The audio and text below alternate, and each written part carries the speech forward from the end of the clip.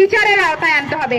সংস্কারের নামে ডক্টর ইউনূস কেবলমাত্র তার ঋণগুলো মওকুফ করেছে এবং একটা ইউনিভার্সিটি করে দিয়ে চলে গেছে। বন্ধুগণ, আমরা যদি দেখি তাহলে যেই শিশুগুলো মারা যাচ্ছে তাদের পরিবারের দিকে তাকিয়ে দেখেন, তারা এই দেশের মেহনতি জনগণ, তারা ওই গরিব মানুষজন যাদের শিশুদেরকে আসলে তারা ওই মা বাপের একটা আইসিইউতে নিয়ে যেতে পারছে না, প্রাইভেট হাসপাতালে নিয়ে যাচ্ছে না।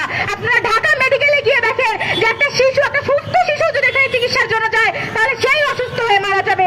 কই সেটার বিরুদ্ধে এখন পর্যন্ত আমাদের সরকার কোনো ব্যবস্থা গ্রহণ করেনি। আজকের সমাবেশ থেকে আমরা জোর দাবি জানাচ্ছি যে অনতিবিলম্বে এই মহামারীকে ঠেকানোর পরিকল্পনা জনগণের সামনে উপস্থাপন করতে হবে সরকারকে, এবং অন্তর্বর্তীকালীন সরকারের দায়ী সংশ্লিষ্ট সকলকে তদন্ত সাপেক্ষে বিচারের আওতায় আনতে হবে।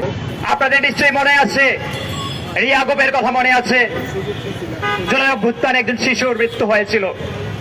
বন্ধুগণ, এই জুলাই অভ্যুত্থানের পর কিংবা জুলাই অভ্যুত্থানের সময় আমরা দেখতাম যে হাজার হাজার লাখ লাখ মানুষ এই অভ্যুত্থানে অংশগ্রহণ করেছিল শুধুমাত্র একটা কারণে, ওই রক্ত পিপাসু হাসিনার পতনের জন্য।